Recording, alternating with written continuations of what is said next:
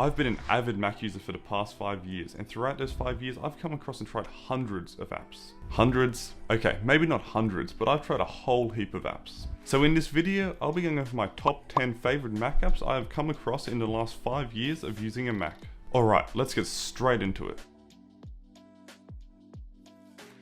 So firstly, we have Notion. I use this app for everything, from organizing my video projects, writing scripts, writing to-do lists, and even managing my finances. So for those of you guys who don't know what Notion is, it's basically an organizational tool that allows you to take notes, make different databases, place images and links inside of these. So after discovering Notion 6 months ago, I can safely say my creative process and efficiency has dramatically improved.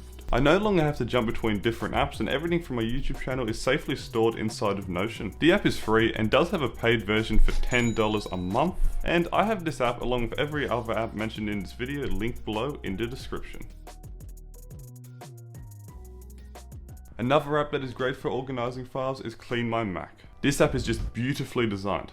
Okay, that's an understatement. This app is probably the most beautifully designed app I've ever seen. It's also just so simple to use, allowing me to clean up all my system junk with the press of a button. The feature I love the most is Smart Scan, as it scans the system for all unnecessary junk. It also looks for potential malware that may be on your system, as well as what can be done to speed up your system's performance. And not to mention, it's super satisfying. Another feature that I use with inside CleanMyMac is the uninstaller. This allows you to uninstall apps without leaving leftover files behind. It also groups your apps, so I can see what apps I don't use, leftovers from old installs, etc. I can also update all of my apps and see things such as storage maps. So yeah, probably my favorite app on the entire list, and I highly recommend checking it out. This app comes in at $40 for 1 year, but there is a free version that I highly recommend you try using the first link in the description.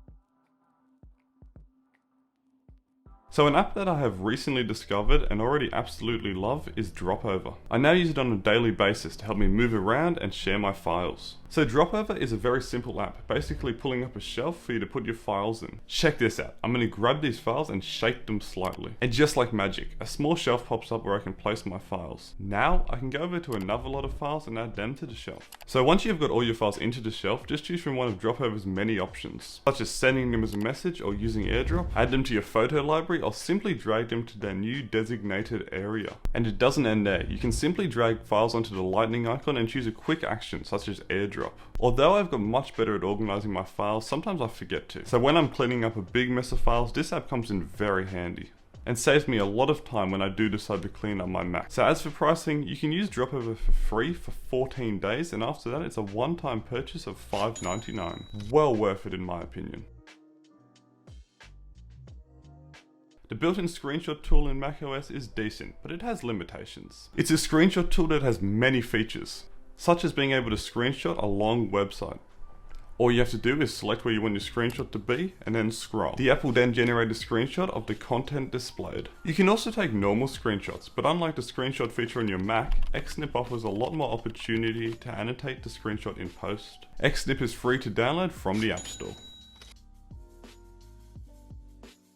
One of the biggest flaws in macOS is window management. That's where Magnet comes in, allowing you to organize your apps into windows by simply dragging them using keyboard shortcuts or the menu bar. And it gets better. One of Magnet's biggest advantages is being able to customize your shortcuts for organizing windows. And this really makes window management a breeze. What does it for me is being able to simply drag your windows and having them snap into place.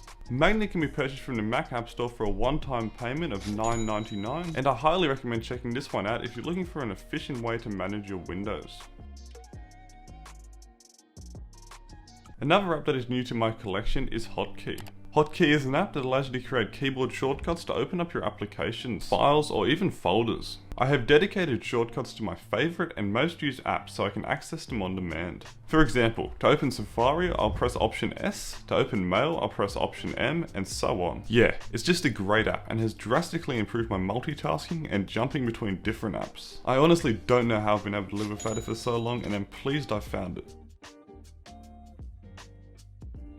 As a YouTuber, video editing is one of my most commonly performed tasks. My go-to for this is Premiere Pro, and it's just brilliant. taking full advantage of my Mac's hardware and being packed full of features to help take my editing to the next level. As a Mac user, I've always been intrigued by Final Cut Pro, but I've honestly just stuck with Premiere Pro, as I've used it for years and it's familiar to me. Another thing that's kept me around is the fact that Premiere Pro seamlessly links up with other Adobe apps such as Lightroom and Photoshop. But more on those two in just a little. Premiere Pro costs roughly $20 a month. If you are just getting into video editing, I probably wouldn't jump straight into paying for this app, but there is a free trial option which I highly recommend checking out. So another part of being a YouTuber is editing photos for thumbnails, and my go-to app for this is Lightroom. Lightroom is an absolute beast, and just like Premiere Pro, takes full advantage of my Mac's hardware. It's also packed full of features, allowing me to fine-tune my photos for the perfect look. I have barely scratched the surface of what this app can do, and as a beginner, I'm sure it'll be a long time until I do. But the simple design of this app makes it usable for beginners all the way up to a professional level. There are two versions of this app, which are Lightroom and Lightroom Classic. Personally, I use Lightroom, as it has a more modern design and works with Adobe Cloud. It does lack a few features, but for the average Joe like myself, it works great. Costing $15 a month, Lightroom is by no means cheap, but for the features it offers, it's well worth it in my opinion. Once I finish working in Lightroom, I move on to Photoshop to add text and touch up my photo. Once again, Photoshop is a beast, but in my opinion does have a steeper learning curve than Lightroom. As a beginner, I sometimes struggle with certain things, but there's lots of tutorials out there, so if you are considering purchasing Photoshop, you should be able to learn just fine. I believe Photoshop is the best photo editing software out there and works wonders when you know how to use it correctly. Photoshop costs about $20 a month, and once again, you can't really beat it for editing photos professionally. Last but not least is an app called Amphetamine. This app allows you to set a duration you want your Mac to stay awake for. For me, this is when I'm shooting a YouTube video or a thumbnail, or maybe I want my Mac to stay awake but I'm not interacting with it. I'm well aware you can do exactly what Amphetamine offers from inside your Mac's settings. But where Amphetamine stands out is it allows you to customize these settings from the menu bar. And that goes for every app on the list. They organize tasks, keep things systematic, boost my productivity, and just make using a Mac on a day-to-day basis more enjoyable. Anyway, if you did make it this far in the video, thank you so much for watching, and I would be interested in hearing the apps you use. Also, do you use any apps on this list, any alternatives that you believe are better? Anyway, let me know in the comments below. And as always, if you did enjoy this video, please consider hitting that like button. And if you do want to see more tech videos like this, please consider subscribing. Thank you so much for watching, and I'll see you in the next one.